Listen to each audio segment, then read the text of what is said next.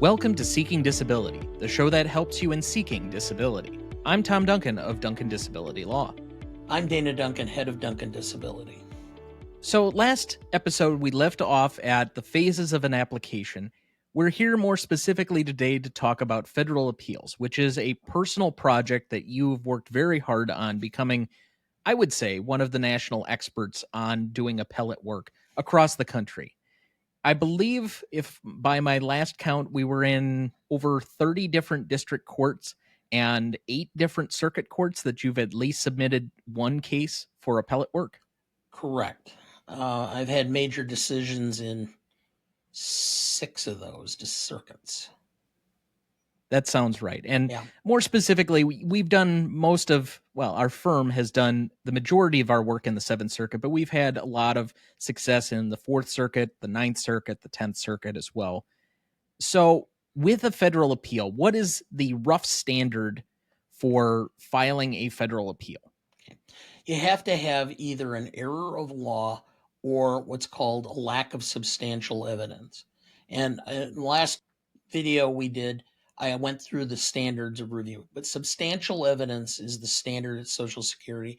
It is the lowest level of review, standard of review. You don't have to agree with what the judge says, but the judge just simply has to state what his decision is on a particular issue and explain it. And the standard is so low that anything they put, even unless it's factually or legally wrong, will stand review. So when you're looking at these cases, it is very difficult for you to just go to federal court. You have to have it properly reviewed and you have to find the errors. So a good representative will look at cases and determine whether there's any issue to present to a federal court. And even then, generally, federal courts only reverse between 60 and 65% of the time. And I know what some of the people in the audience may be thinking that are watching this right now is that, of course, I got my decision and they stated things wrong because my doctor had it wrong in their notes. That is not a basis for a federal appeal. No. There are very specific issues that have had a lot of case law development. And for as much as we have banged the drum during the entire course of this podcast over not handling these claims yourself, do not, under any circumstance, file a federal appeal without an attorney. Don't do it. Yeah, because what ends up happening is that it creates a big mess, and the courts don't know what to do with it.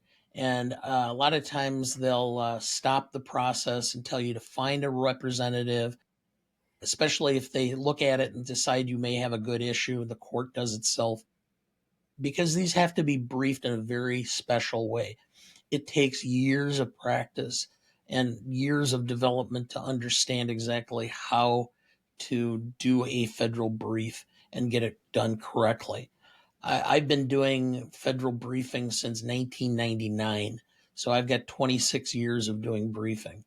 And even I find that I have to go and refine and try to improve what I'm doing with my skills sometimes, because you can fall into certain patterns or habits and you have to kind of review it and get it done. So I'm constantly looking at what I'm writing and whether it's clear or not, because really federal courts rely a lot on their judicial clerks to do the preliminary look through. And if you don't write a brief that's sufficient for a third-year law student to understand what the issues are, you're already starting from behind. Now, there are 2 phases to a federal appeal. One is the district court phase, where the majority of appeals are going to go. There is a rarer step beyond that is the Circuit Court of Appeals. I don't remember too many cases going beyond that to what is the United States Supreme Court, because they are allowed to choose their own cases. And frankly, they're not usually choosing administrative cases that have to do with Social Security claimants and their individual rights to disability. They have, in their opinion, more pressing matters to engage on. So realistically, you have your district court shot at it, and sometimes, again, even rarer than the appeals that go to the district court, you will take it to a circuit court depending on the issue. And usually, based on the circuit or the region where you live, that may affect the law for everybody. And thus, again, why you should not do it yourself, because you can screw up the system for a great deal, many other people besides yourself. Part of that process is that you have to look at what the potential issue is and whether that you potentially have a problem with creating a rule or law that in the circuit that you don't want to have. So you need to understand. And I read all of the circuit decisions and the circuits I'm a member of so that I understand where they are and what issues they're following up on, how they're ruling on certain things, so that I know whether to take a case into the circuit or not. Each circuit has about 12 or 13, 14 members. They're divided up and randomly selected to do a case in a 3-judge panel. And those 3 judges then make the decision on how the case is determined at the Court of Appeals. And then if they issue a decision that's a published decision, because you can also have an unpublished decision. If it's a published decision, then that becomes the law of the circuit, and it directs the district courts on how they're supposed to treat subjects. There's been a strong pushback by Social Security saying you need to stop fly-specking our decisions because we're too busy and we have too many cases to have to be perfect. Now, typically, you have 60 days from the time that you receive the letter from Social Security indicating you've been denied by the Appeals Council to file a federal appeal. This can be a very short deadline because usually, if your attorney is not an appellate attorney, you have to get materials to the referring attorney or the new attorney to review, because it's not a very simple case to take on a appellate review.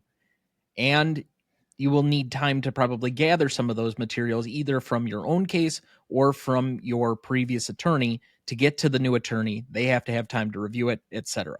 So once you receive a letter, we would suggest that you immediately try and find, if your current attorney is not an appellate attorney, someone who is capable of looking at your case in a higher fashion. And if you want to contact our office, depending on which region you live in, you certainly have the information both in the show notes as well as on our website to contact us. We may be able to find somebody if we're not capable of reviewing your case or do not service your area, somebody that may be looking for that. We also directed you in the last episode to contact 3 different organizations that help in this particular regard that may be able to help you find an appellate attorney if you're looking for one. One was NOSSCR, NOSSCR, NADR, NADR, or ACCORD, ACRD. And any of those should be able to help you with finding an attorney. I will add that if you are looking for an attorney for the federal appeal and the 60 days lapses, there is a way that you can save the appeal, but you need to really talk to an appellate attorney before you try to do it, because otherwise you'll potentially screw it up and get it denied. So even if the 60 days lapses, contact an appellate attorney, and if they decide to take it, there is a process that they can use to get that extended. So even though the 60 days is lapsed, you could still file in federal court.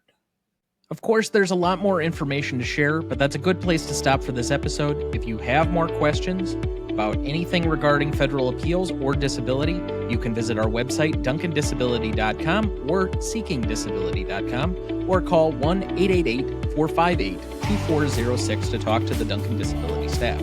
Thank you for listening. We'll see you next time. Seeking Disability is a production of Ronnie Duncan Studios. This show is written by Dana and Thomas Duncan. It is mixed, edited, and recorded by Thomas Duncan. Our music is thanks to Purple Planet Music. Our technical provider is Riverside FM, and our distributor is Captivate FM.